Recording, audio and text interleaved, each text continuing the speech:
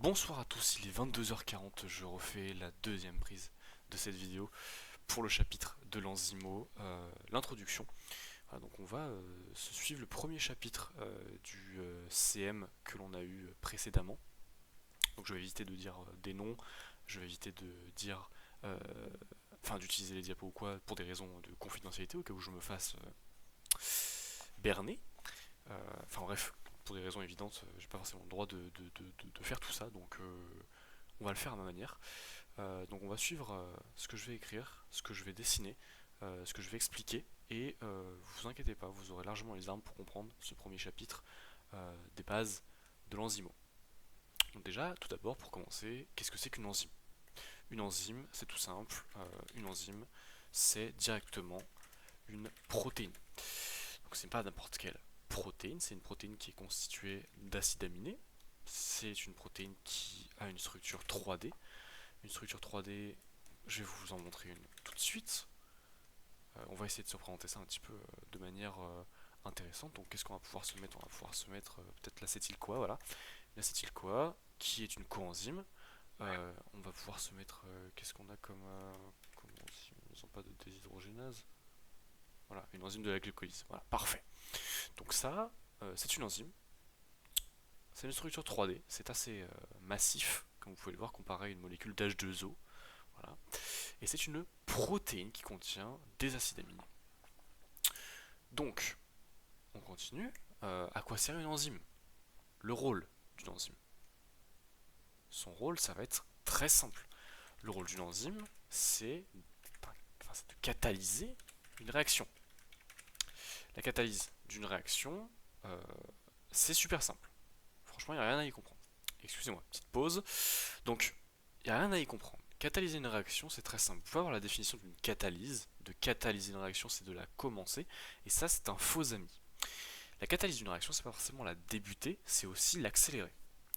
Donc, pour être très simple, sans une enzyme, il y a tout simplement des molécules qui vont prendre des millions d'années. Ok. Donc vous suivez en même temps que je parle, hein, je vous marque juste des mots-clés pour, euh, pour comprendre en même temps. Qui vont faire passer et réagir des millions d'années pour des molécules. Ok. Donc on va prendre un exemple, on va prendre. Est-ce qu'on a du coup l'orotidine? Pas du tout. Je sais pas, voilà, on a de l'ATP, voilà. Donc imaginons que cet ATP là, pour être cassé, pour être enzymé, pour être catalysé dans une réaction, émettre des millions d'années. Et bien ça c'est ce qui se passe par exemple à 37 degrés sans enzyme. Avec une enzyme, on va passer de quelques millions d'années, on va se barrer ça, à quelques millisecondes. Et ça, c'est une enzyme. Et l'enzyme, c'est franchement une super héroïne. Donc le but d'une enzyme, c'est d'accélérer tout simplement les réactions chimiques. Donc, on va s'effacer de ça. Hop, hop, hop et hop. Donc ça, enzyme protéine, l'enzyme ça catalyse, ça accélère la réaction et c'est composé d'acides aminés, etc. Donc il faut savoir que au début, pour la partie historique, une enzyme, on ne savait pas ce que c'était, pourtant on l'utilisait. Donc dans tout ce qui était fermentation, alcoolique, dans tout ce qui était la fermentation par exemple pour les levures du pain, etc., on l'utilisait sans même le savoir. C'est seulement à partir du 18e, je vais vous marquer parce que bon, voilà, qu'on invente pardon, la notion de ferment. Et je sais pas écrire, ça va être un peu lent. Qu'on invente la notion de ferment, ok, et que cette notion de ferment, elle sera développée au fur et à mesure des années, ok. Donc je vais écrire tout ça. Voilà. Donc on va arriver globalement vers le 19e siècle avec des définitions de ce que ça pourrait être qu'une enzyme. Du moins on va se diriger vers cette définition. Donc bon, globalement, vous pouvez lire ce que c'est que ça. Hein, donc la médecine de Schwann, Berzelius qui va définir ce que c'est la notion de catalyse, dissolution, isolation d'amylase, etc. Nous, on va surtout s'intéresser à ce que c'est qu'une enzyme, voilà, dans ferment, et surtout cette notion-là, donc enzyme égale protéine, 1920-1930. Voilà. Donc ça, c'est vraiment la partie importante du point de vue historique d'une enzyme. Voilà, C'est le plus important. Et c'est ce qu'il faut retenir. Maintenant, la partie importante qu'il faut retenir, c'est qu'il y a plusieurs utilisations. Il y a trois domaines vraiment principaux qu'il faut retenir pour nous. Donc c'est l'industrie, ok, c'est l'agroalimentaire et c'est évidemment la pharmacie. Ok. Donc pour la pharmacie, on va retenir que la pharmacie, l'enzyme, la recherche en enzyme, c'est 44, j'ai pas activé le verbe, c'est 44% ok, des recherches. Aussi simple que ça. La recherche en enzyme, c'est 44% des recherches au total qui sont allouées ok, à la recherche enzymatique en pharmacologie. C'est ultra important de retenir ça. Parce que on va se rendre compte que le rôle d'une enzyme c'est tellement important dans l'organisme que se rendre compte que pour notre santé, notre fonctionnement, si elle n'était pas là, on ne serait pas là pour en parler, c'est primordial. Si vous ne comprenez pas que sans une enzyme vous ne fonctionnez pas, euh, bah vous êtes mal barré. Voilà, faut dire ce qui est aussi. Bref. Donc, on va mettre un terme aussi très très très très important en haut à droite, c'est que le suffixe as c'est égal à enzyme. Quand on va avoir euh, une hydrogénase, on voit qu'on a une enzyme à la fin. Quand on va voir plusieurs autres ases, transpeptidase, quand on va voir transcriptase, toutes ces ases qu'on voit à la fin, ça veut dire que c'est une enzyme. Donc ça on retient, ok, je le laisse ici, c'est dans les mots-clés, on s'en souvient. On parlait de trois domaines principaux pour les enzymes. Donc on a abordé la pharmacie, ok, la recherche en enzymes, c'est 44% des recherches, ça on a assimilé, donc pour tout ce qui est ibuprofène, pénicilline, etc. Voilà. On va parler également d'agroalimentaire, ok. Agroalimentaire, qu'est-ce que c'est? Ça va être dans l'alimentation, donc jus de fruits, donc dans la clarification du jus de fruits, donc tout ce qui est clarification de jus de pomme, jus d'orange, etc. On va servir des pectinases, pardon, modification du goût, ok, glycosidase, extraction, pectinase, cellulase, bref. Tout ça, dans l'alimentation, c'est ce qui va se retrouver dans la fabrication de produits qui vont être vendus après. Donc l'enzyme finalement dans l'alimentation, dans l'agroalimentaire, c'est super important parce que ça sert à attendrir la viande, ça sert à modifier le goût de certains aliments pour les rendre plus attrayants, à rendre les jus de fruits plus clairs, donc à les rendre plus achetables. Bref, ça joue un rôle qui est majeur. Ça joue un rôle majeur. Donc l'agroalimentaire, on se le garde aussi, parce que c'est une des trois principales raisons de pourquoi est-ce que les enzymes sont super importantes. Enfin, du moins, sont super exploitées de nos jours, en fait. Mais maintenant, on va passer au troisième point, l'industrie. Où cette fois-ci, pour la culture générale, l'industrie, ça va servir dans les textiles, donc dans la décoloration des jeans, de la cellulase, dans les détergents, etc., etc. Donc finalement, les enzymes, elles ne servent pas uniquement que dans la pharmacie, elles servent partout. Dans la vie de tous les jours, en fait, les enzymes, euh, eh ben, elles sont là. Voilà. Donc il faut retenir ces utilisations parce que c'est super important. Maintenant, autre point très important également, certaines définitions. Et pour bien comprendre le fonctionnement d'une enzyme, il faut évidemment en comprendre ses composés et en comprendre également ses réactions. Par là, ça impose quelques petites définitions assez simples, vraiment, qui vont pas être super compliquées. Donc on va parler de ce que c'est qu'un substrat, un produit, un inhibiteur et un site actif. Là-dessus, rien de compliqué. Un substrat, ça va être très simple, ok. Ça va être une molécule, je vous dessine ça sous la forme d'un rond, on s'en fiche, hein, une molécule sur laquelle ça va se faire la réaction. Donc en gros, c'est le réactif. En gros, voilà, faut s'imaginer ça comme ça.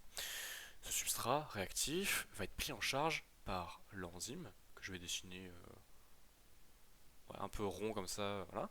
Donc cette enzyme ici va se servir de ce substrat, donc R/S, voilà, hein, pour faire cette réaction. Cette réaction qui va être faite va donner un produit. L'enzyme va libérer le substrat qui aura donné un produit modifié par cette enzyme. Donc le produit, définition très simple, c'est cette molécule qui sera donnée par la réaction d'un enzyme avec un substrat. Tout simplement. Donc on peut déjà s'écrire que l'enzyme plus le substrat est égal au produit. On va se mettre une flèche simple pour l'instant, on va s'imaginer ça comme ça pour l'instant, voilà, c'est ce qui donne le produit. Un inhibiteur par contre, et là c'est là qu'on voit que c'est compliqué, c'est que d'un point de vue chimique, ça va diminuer la vitesse d'une réaction. Diminuer, voire même parfois la stopper dans le cadre de certains inhibiteurs. Donc on va rester en surface, on va juste parler d'inhibiteurs dans sa généralité, pas d'inhibiteurs suicides ou quoi que ce soit, non, juste d'inhibiteurs. Juste à combien de temps on est à 10 minutes, parfait. Donc un inhibiteur, c'est ce qui va se fixer sur notre belle enzyme, enfin notre enzyme, elle est un peu moche mais bref. Il va venir se fixer, je sais pas, on va dire que c'est une petite molécule comme ça, et il va venir se fixer ici, et va empêcher l'enzyme de faire ses réactions avec le substrat qui sera plus adéquat. Donc ça va ralentir la vitesse de réaction. Voilà. Si vous avez besoin de réécouter ces définitions-là, vous repassez plus en arrière dans la vidéo, il n'y a pas de souci. Un site actif, par contre, c'est ce qui compose ce petit truc de l'enzyme. Un site actif, c'est très simple, c'est un ensemble d'acides aminés, parce qu'on se souvient que... Ah, je l'ai effacé. Ah non, voilà. On se souvient que l'enzyme, c'est une protéine, et une protéine, c'est un polyacide aminé. Ok? Donc, enfin, c'est un polypeptide du coup. Euh, donc, un site actif, c'est là où les acides aminés vont constituer une poche de fixation pour le substrat. Ok? Donc c'est tout simple. Ici, on en a un autre, par exemple. Voilà, un site actif. C'est là où les acides aminés vont se former pour permettre à un substrat de se fixer et de faire la réaction. Donc on va pouvoir faire un lien très rapide également. Les inhibiteurs utilisent tout simplement ce site actif pour neutraliser l'enzyme. Voilà. On est sur des choses simples pour l'instant, vraiment rien de compliqué. Maintenant, on change un petit peu de registre. On va laisser de côté nos petites enzymes bien laides. Voilà, on va dire que ça c'est une enzyme. Et on va parler des coenzymes. Ou des... Oula, je sais pas que ça pouvait faire ça. Donc des coenzymes, je vais me mettre slash... Qu'est-ce qu'il me fait? Slash cofacteur. Donc c'est très simple. On va donner une rapide définition de tout ce que c'est. Bon, qu'un cofacteur ou qu'un coenzyme, c'est pas grave, c'est CFC. Donc, vous allez avoir une enzyme, ok, qui va devoir faire une réaction avec un substrat. Cette enzyme, parfois, ne pourra pas ou devra faire avec difficulté cette réaction. Pour accélérer ou pour permettre à cette réaction d'exister correctement, on va avoir besoin d'un coenzyme. Ces coenzymes, vous les connaissez. CFAD, par exemple, CNADH également, CNADPH aussi.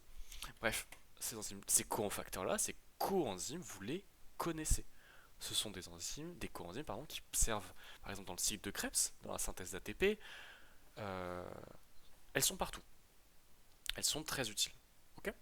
Donc dans le cadre du nicotinamide, on va pouvoir se la représenter si elle est sur... Putain. Bon, et bah on n'aura pas de présentation là. On va peut-être se la mettre comme ça, un ADP. Une petite image vite fait, on perd du temps, c'est pas grave.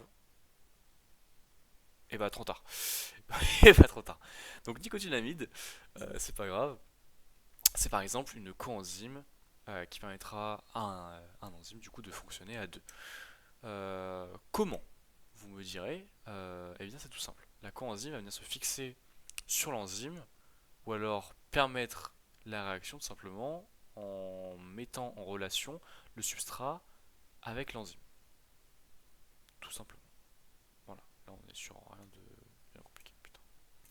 Pour classifier ces enzymes, c'est très simple. Il y a un site qui s'appelle Brenda. Alors, Brenda, vous tapez Brenda enzyme, voilà, tout simple. Voilà, vous avez une base de données Brenda. Dans cette base de données Brenda, vous allez avoir, c'est très simple, euh, donc le nom de l'enzyme. Donc imaginons putain, galactosidase. Ok. Et vous allez avoir EC avec un chiffre derrière. Voilà. Un chiffre avec d'autres chiffres. Bref, voilà. Donc ce chiffre-là, c'est ce qui va nous intéresser. Ce chiffre-là, c'est la classe de l'enzyme. On va retenir qu'il y a 7 grandes classes d'enzymes. Ces 7 grandes classes, c'est très simple, elles vont pas être dures à retenir. On va se les expliquer une par une. On va vraiment faire des choses pas compliquées. Donc ces 7 grandes classes, on va les noter une par une. et on va les expliquer une par une. Et après, on aura fini ce premier chapitre d'introduction à l'enzymologie, il n'y aura rien de compliqué, et on n'aura abordé aucun calcul. Ça sera pour le chapitre 2. Et tac, on reprend. Donc première grande classe d'enzymes, donc le C1, on a les oxydoréductases. Ici, rien de compliqué. Oxydoréductase, oxydoréduction. Donc on est sur une réaction d'oxydoréduction, il va y avoir un échange d'électrons. Donc ici, on va fonctionner avec cette molécule-là, plus du NAD+, qui vont faire une réaction. Alors, on regarde bien la flèche qui va dans les deux sens, ce qui veut dire que c'est une réaction qui est réversible. Et on va avoir la formation d'une cétone plus NADH plus H+. Ici, rien de compliqué. On voit que ici, il y a une perte d'un H, et on voit ici que sur le site carboné, donc on voit que le carbone a 3 liaisons, donc on sait qu'il a un H également en quatrième liaison. On voit qu'il y a une formation d'une cétone, donc une double liaison entre le carbone et le O. On voit que le O a perdu un H, que le carbone a perdu un H, double liaison qui se forme, que le NAD+ a gagné un H également, et qu'il y a un H+, du coup, qui se balade avec cette molécule-là, puisque NADH, H+, fonctionnent globalement ensemble. Ça, on l'expliquera plus tard. Donc ici, on fonctionne avec une déshydrogénase, qui est une oxydoréductase, du coup, faut faire le lien.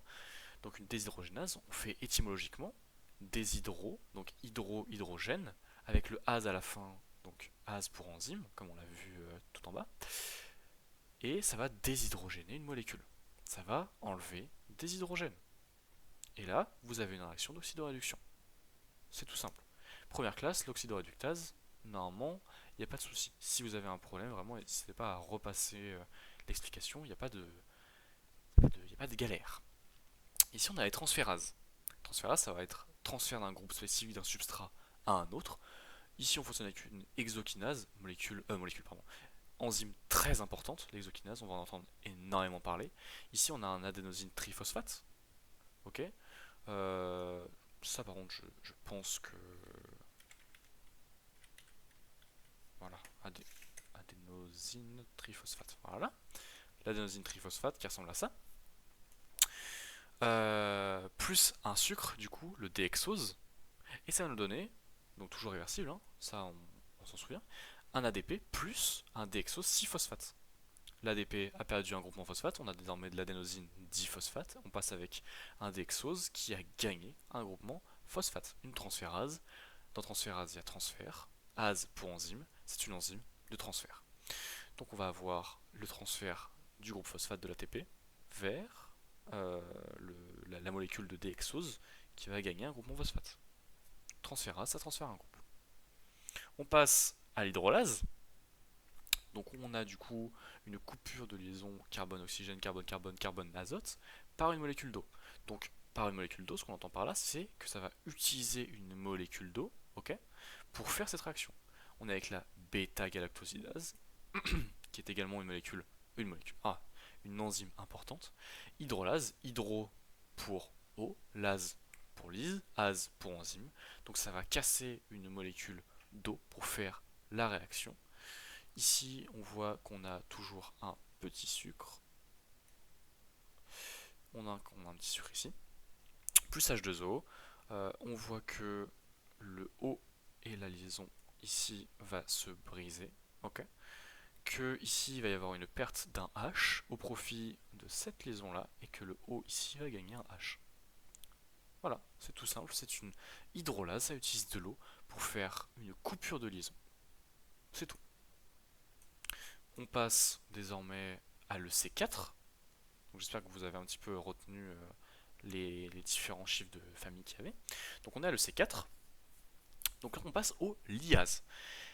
Liase, bon, on va utiliser l'isocitrate, liase, ça, il n'y a vraiment pas enfin voilà, je vais pas vous demander de retenir ça parce que c'est pas vraiment une enzyme qui va être omniprésente comme l'exokinase par exemple. Enfin, dans les cours dans les chapitres qu'on va voir après, du moins. Je suis pas biochimiste, hein, donc toutes les réactions, voilà.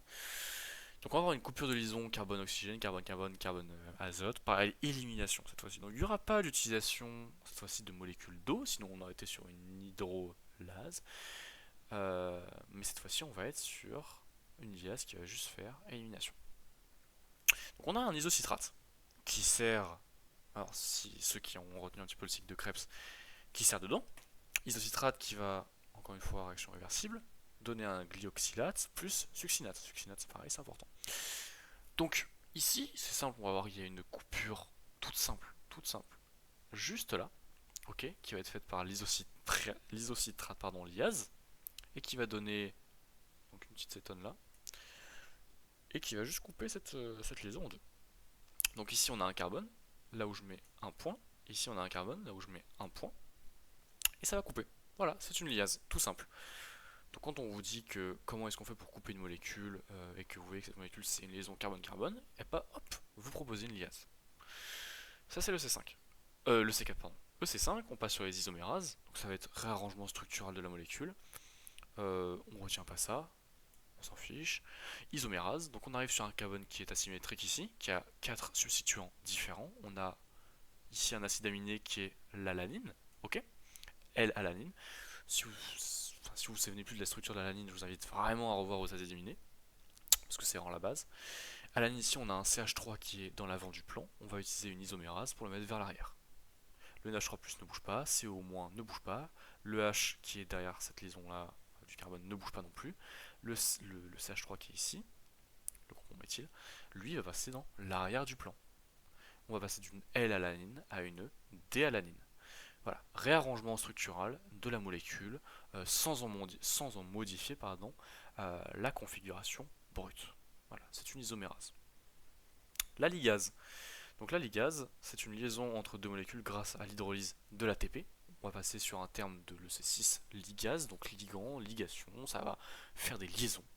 Okay, donc on va former une liaison entre deux molécules grâce à l'hydrolyse de l'ATP. Donc on va se servir de l'ATP, okay, pour produire une molécule. Ici, on voit qu'à la fin on a de l'acétyl-CoA et qu'ici on a de l'acétate plus du CoA. Donc ces deux molécules-là, c'est ceux qui vont être utilisés par la ligase pour faire l'acétyl-CoA. Donc l'acétyl-CoA est formé grâce à une ligase. Et ici, on passe de l'ATP, adénosine triphosphate, à de l'adénosine monophosphate. Donc on va perdre deux phosphates qui vont se retrouver juste ici, et que cette séparation entre ce diphosphate et cet AMP, ok, ça va donner, alors je vais essayer de le dessiner correctement, non c'est dégueulasse, bref, bon ça c'est de l'énergie, ok, ça va faire de l'énergie qui va permettre à cette enzyme de former l'acétyl-CoA. C'est une ligase. Donc quand on va vouloir former une nouvelle molécule à partir de deux molécules, grâce à de l'ATP, on pensera à la ligase. Et cette enzyme est super importante. L'acétyl-CoA est une coenzyme primordiale, particulièrement dans le cycle de Krebs. On passe à la dernière EC, qui est bon, la plus facultative en termes de mémoire, même s'il faut évidemment la retenir, la translocase, puisque dans les prochains chapitres, elle va mettre longtemps avant d'arriver. Translocase, c'est tout simple. Transfert d'ion ou molécule à travers une membrane. Donc on va faire très simple. Très simple. On va juste barrer ça. Donc on est sur le C7. Translocase, transfert d'ion. Ok, à travers une membrane. On parle de transfert d'ion ou d'une molécule, bref, ça on s'en fiche. Ici on voit qu'on est du côté 1 de la membrane et ici du côté 2. On a NADH, ici NAD+. Ubiquinone, ubiquinol. Ok. Donc on voit qu'on a 6 protons du côté 1 et 7 protons du côté 2. On voit que le NADH a perdu un H+, qui s'est retrouvé avec les autres. La translocase, ici, a tout simplement fait passer des protons de l'autre côté de la membrane. On a donc eu un transfert d'ion à travers la membrane. Du moment qu'on a un transfert d'ion ou de molécules à travers une membrane, on parle donc d'une translocase. Je vous ai dit que j'allais rester simple. Je ne vais pas parler de cet ubiquinone qui deviendra un ubiquinol. Okay. On va juste parler de ces protons qui passeront du côté 1 au côté 2. Et là, on a compris qu'une translocase, ça s'est passé des ions à travers une membrane. Là, on n'est pas resté plus simple. Lors du coup de la prochaine petite permanence en vidéo, on abordera ces questions-là.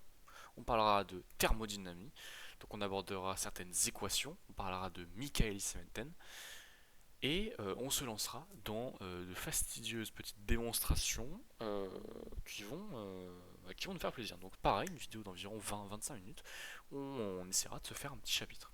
Donc l'introduction pour l'enzymologie est terminée, j'espère que ça vous aura plu, que ça aura été un bon format.